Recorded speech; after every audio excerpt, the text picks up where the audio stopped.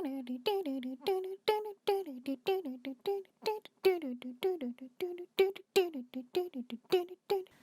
and welcome to day 25 of OctHorrorFest. Today we're doing yet another found footage film, and this one is Creep. So Creep was one of those films that kept popping up on Netflix, and I just didn't really give it a go because I, thought it looked just a bit rubbish. And that is one of the tricks with horror movies, is it's really difficult to find one that's actually going to be good, because on Netflix there is quite a lot to wade through, and I always tend to go on other people's recommendations when it comes to horror, because there have been many times when I've just watched some on Netflix and they've just been awful and I feel like I wasted my time. About a year ago, one of my work colleagues told me about Creep and I decided to give it a go. I love found footage, as you know, but there can be quite a few duds in the genre. However, Creep really surprised me actually. Creep follows a videographer who is out on a job for a guy called Joseph, and when he gets to the house it's clear that he's a little bit strange. So Joseph explains that he wanted to do this video for his unborn son because he has a brain tumour.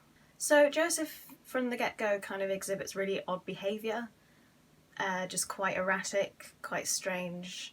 And if you didn't know that this was a horror film, then you would probably ignore it, but because this is a horror film, you kind of start questioning why. So as the viewer kind of slowly gets a bit more uncomfortable with Joseph, the videographer Aaron does as well.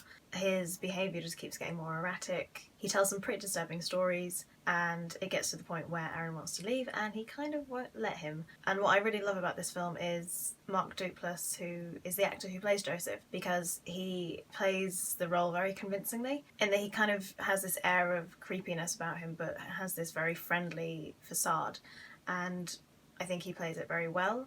It is very unsettling and I just overall think it's very well done.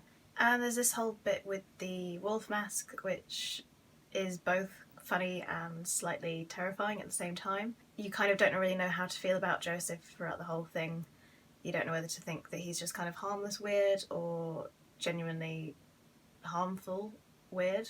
And as the film kind of goes on, everything just gets weirder and weirder. Now this is one of the examples where I think the kind of found footage works really well. There is a reason for the camera to be on, because, he's a videographer, he's been hired. I think the acting on both parts is very well done. Again, there's always a kind of excuse for the camera to be on the actors, and as well I think it works very well that there's only two of them. It really kind of portrays this notion of feeling trapped and isolated.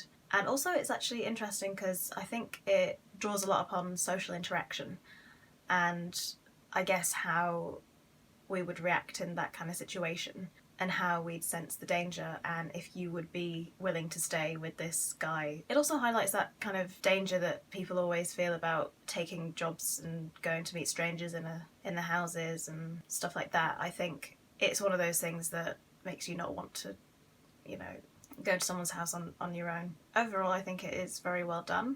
It is very well acted, and it's just very interesting to watch and to think about. And I think this is even further explored in Creep 2, which, again, I wasn't expecting it to be as good as it was, and I might talk about that next year. So if you like this video, don't forget to subscribe and like, and if you have seen Creep, don't forget to discuss it in the comments below. I also have an Instagram and Twitter, and you can find the links down below.